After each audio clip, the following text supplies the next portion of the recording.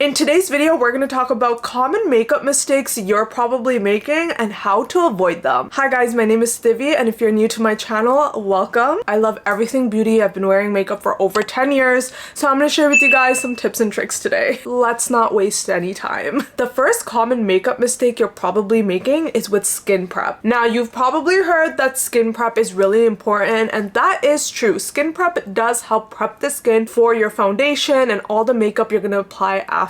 However, there is such thing as too much skin prep, and a lot of people don't talk about that. You probably see a lot of videos online where they're adding like 4 or 5 steps before applying their foundation, and that is what's going to cause pilling. Now, if you don't know what pilling is, it's when your foundation and skincare starts mixing, or even before you apply your foundation, it kind of just looks like balls of dead skin when you just start rubbing your face, and it's not cute. It's gonna make your makeup separate. It's gonna cause patchiness, and you don't want that. On the wrong side, I'm gonna apply some hyaluronic acid. This is by The Ordinary. Now, again, this is such a great product, but you can't layer multiple products all at once. Going to apply on the forehead as well. I'm gonna go in with another serum. This is the Rhode Glazing Milk. This itself is a very thick, milky serum. Like, you really can just put that alone, or even the hyaluronic acid alone. You don't need all of that combined. It's really important to know what your skincare is doing and why you're applying it before makeup. Both the Rhode toner and the hyaluronic acid is going to hydrate my skin, so why do I need both? When it comes to skin prep, I really do believe less is more. And now I'm going to add this sunscreen. Now, again, amazing sunscreen, but I added 2 very hydrating products, and this sunscreen is actually a great sunscreen. It has no white cast, but it almost has this like silicone texture to it. It actually works great as a primer, like if you wanted a matte look, and like kind of that like silicone primer feel is what this has. How immediately the side of my face looks more matte than this side. Well, that's fine if you're going for a matte look, but it almost defeats the purpose of the previous 2 products I went for, because I wanted that hydrated look, and this kind of like mattified my face. So you want to be careful. You don't want to be putting excess products all for it to like null each other out, you know? But even if you're fine with that and you don't care, the chance of it pilling is just so high, not worth it. Now, on this side of my face, I'm just gonna go in with the Rhode Hydrating Milky Toner. Actually, this is not even a toner, this is an essence. I'm only going to be applying this on this side of my face. Next, let's talk about foundation. There's a couple of mistakes that you could be making when it comes to foundation. First one let's talk about is undertones. If you do not know what your undertone is, you need to figure that out first, because that is going to make or break your foundation match. I'll give you an example. This right here is a more cooler undertone. Right over here, it has like a cool undertone, so it has like pink hues. Let me clean the swatch up so I can swatch the other shades. This right here is a warm undertone. You can immediately see how much more yellow that is. Usually with warm undertones, it's more yellow. And then this one right here is a more neutral undertone. That's a really bad swatch. Yeah, this one right here is a more neutral undertone. You can immediately see the difference between the 3. This one is a lot more yellow, this one is neutral, this one is a lot more cooler. So you want to make sure you know exactly what your undertone is, because all of these 3 foundations right here are the same kind of like shade range I would go for, but the undertone clearly makes a huge difference. Let me know if you guys want me to make a separate video on how to find your undertones. Let me know if you guys want me to make a separate video on how to find your undertone, because that really does make or break your foundation. On this side, I'm going in with a dewy foundation for myself because I have dry skin. This is the Nars Foundation, and also this is more of a cooler undertone. I personally am a neutral undertone, so I can get away with wearing neutral foundations or even cooler, sometimes even warmer. That's kind of like the benefit of being like neutral in the middle. Now on this side, I'm going in with the foundation that is much more orange. As you can see, the undertones are not matching, and this is just gonna make your makeup not look cohesive, especially if you're gonna wear clothing that exposes any skin anywhere else. You're gonna really be able to tell that your undertone is not right. Immediately you can tell that this side is so much more orange. All right, let's move on to concealer next. When it comes to concealers, these are the common mistakes that I see. Number one, choosing a concealer that's just not right for you. Here I have the Haus concealer. This is a great formula if you have mature skin or if you don't like when your concealer creases too much. I don't find that this concealer makes my under eyes crease more than already what's there. Now going in with something like the Tarte Shape Tape. Now this is a good concealer, but mind you, if you have more mature skin, going in with a very thick concealer like this is not going to be good. I'm going to show you guys Haus on this side and Tarte on this side. This formula I love because it is a full coverage formula, but it's not cakey. It doesn't make my concealer cake up, or is it heavy. It's pretty thin even though it's full coverage. So I'm just gonna apply that much, nothing more than that. And then Tarte Shape Tape, you know, this is a very thick concealer. So imagine going in with a thick concealer and then applying a lot as well. You don't want to do that. You don't want to be going in with this much concealer. Make sure you do your research because a lot of concealers now have great coverage and they're a very thin formula. Now you guys probably know this, our skin under our eyes are the most delicate and the thinnest, so you don't want to be going in with thick concealer and also putting a lot of it. There's a lot of formulas, especially in the last few years, brands have released concealers that give full coverage, but they're not as thick and you don't need as much as this. Now another common mistake I see is people for some reason tend to forget that undertones apply to concealers as well. Just because you get your foundation undertone right, that doesn't mean you neglect it for concealer. Now this is a very nice formula. This is the Natasha Denona concealer, but this is the wrong undertone, so I'm just gonna layer that in on the wrong side. Immediately you see the difference. You see that? It's so much more orange on me, and that, we don't want that. That is just not gonna look good. Again, it's gonna add to the mismatched makeup look, and you don't want that. I'm just gonna go in with this concealer. I'm just gonna blend out the Haus side. See, even though I put a little bit, you see how much it just covered, and that's all you really need. Even I would argue that was a little bit more than what I really needed. Okay, on this side, I'm gonna go in back with the foundation brush because this is so much product under my eye, so I'm gonna need a bigger brush. Just so much heavier. I just look more weighed down on this side. It's the wrong undertone, and I put so much product that I inevitably have to bring it down. And remember, the whole point of concealing is to highlight only certain areas. Now when you put too much concealer, you inevitably have to like blend it out and bring it down to areas where you want it to be more darker. Like you want to go in with contour. You don't want to bring light to other areas. That's when you start, you know, looking like your face shape is more wider. If you've ever complained about, you know, your face makeup making your face too wide, or your makeup just like is bringing a lot of attention to your face in like a not good way, it's because you're probably dragging your concealer way down below. And especially in areas like this, that's where your contour is supposed to be. You're not supposed to be applying your concealer and bringing light to it. Like at this point, my whole face is concealed. Now obviously I have a camera, but like in person, this side just looks so much more heavier and just weighed down, and I haven't even applied powder yet. Let's talk about contouring. Now contouring is very trendy now, but you want to be very careful when it comes to contouring. A lot of people confuse contouring with bronzing, and they are not the same. With bronzing, even if you go overboard, you can get away with it, but not with contouring. Contouring is a cool tone brown shade that is supposed to bring depth to your face, almost like mimicking shadows,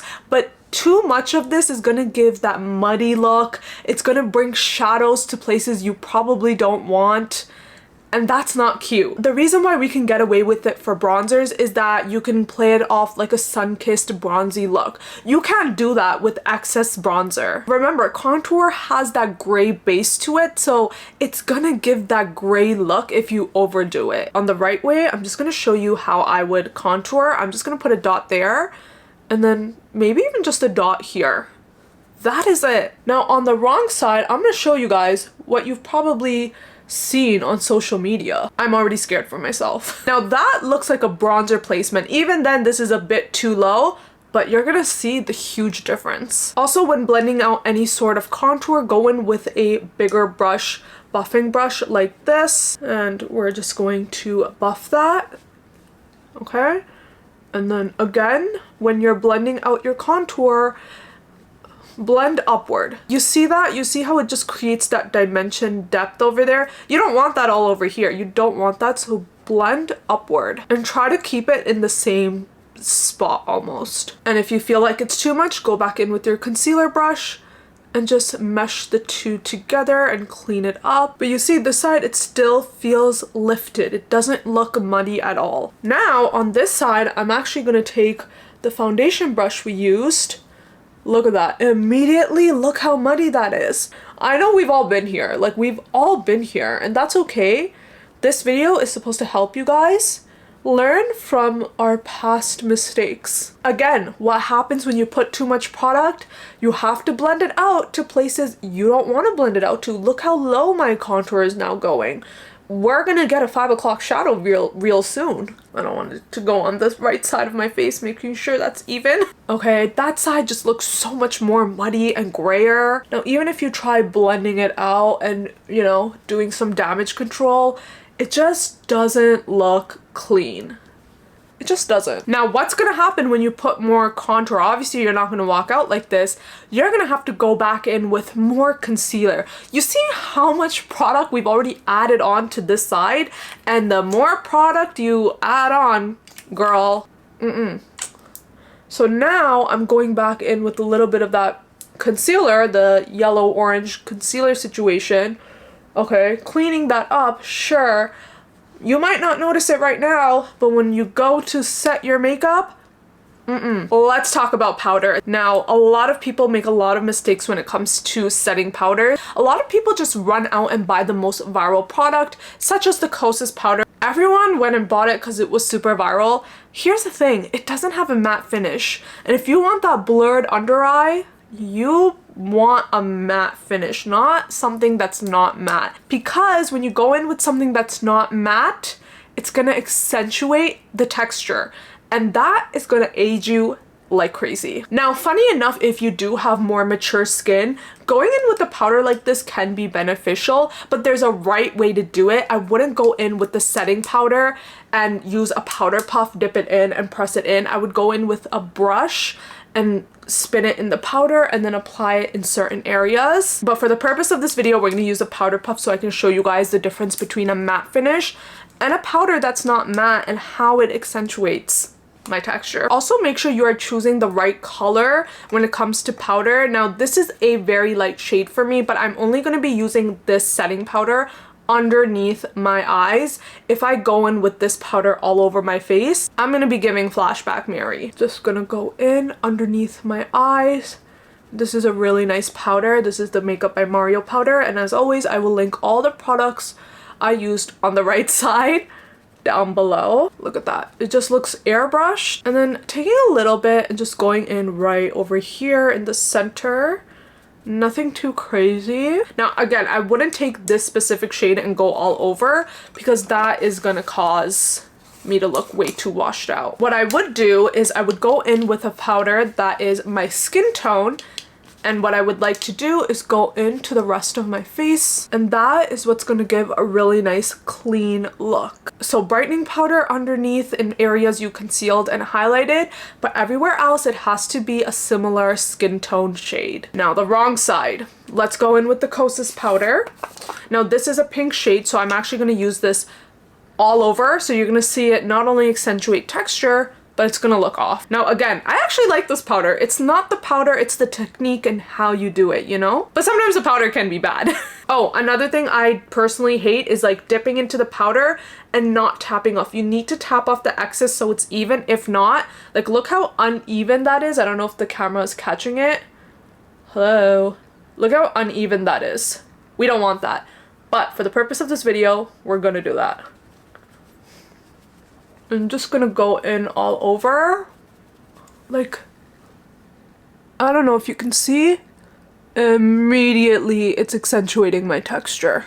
And you see how the powder is just so uneven. Also, I'm trying to make this video very realistic and not try to exaggerate things that people do. I know videos like this, people like to exaggerate, but I'm really trying to just do mistakes that you might be making and just showing you kind of like in the most natural way.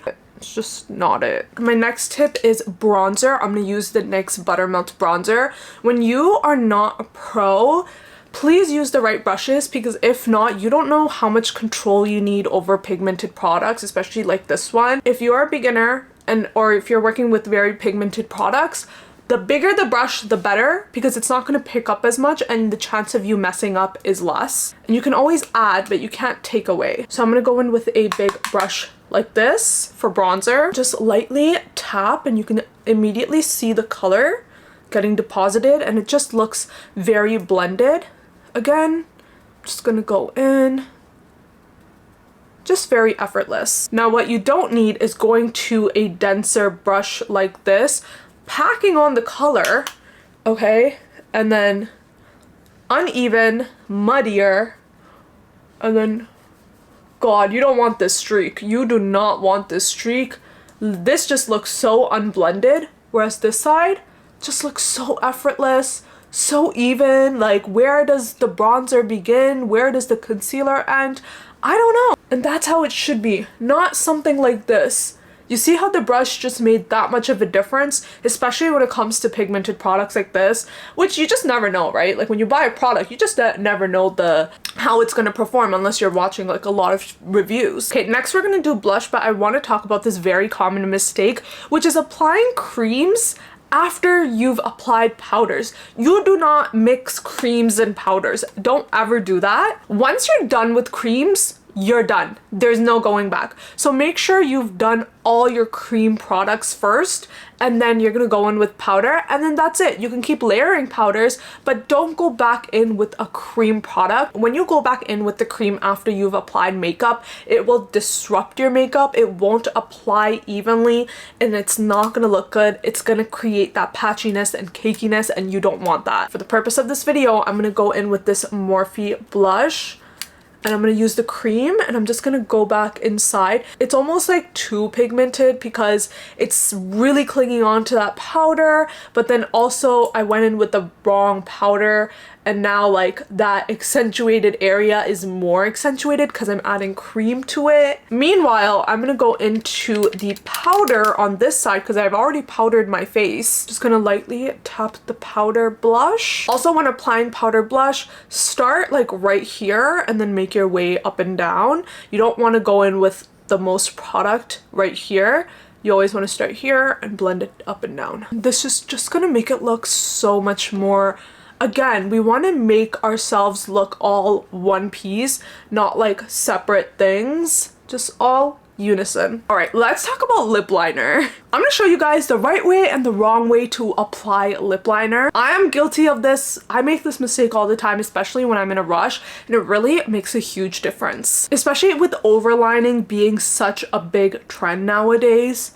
Okay, I am used to overlining my Cupid's bow, which you should do, that's fine, but I overline and then I keep overlining.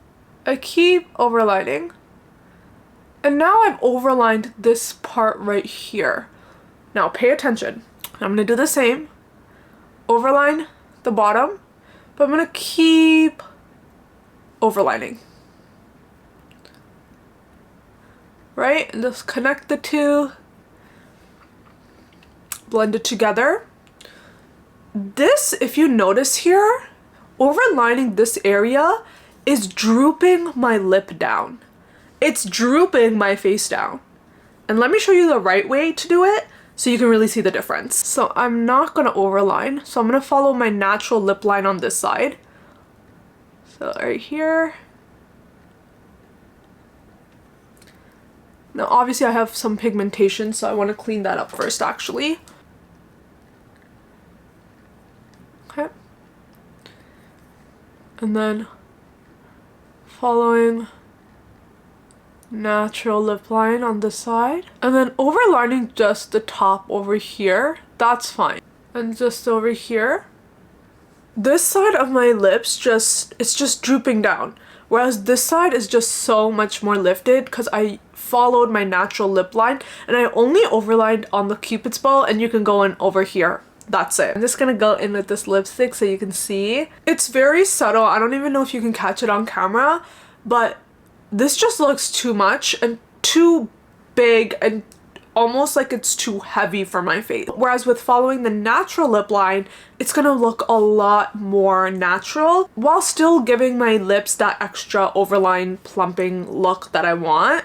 Now, this is probably the most common mistake I make for myself because when I'm in a rush, my lip liner is not the best when I overline, but it is something that makes a huge difference. This is how the makeup mistake side turned out, and this is how the right way to do makeup turned out. If you guys love this video, don't forget to hit that subscribe button, and I will see you guys in my next video.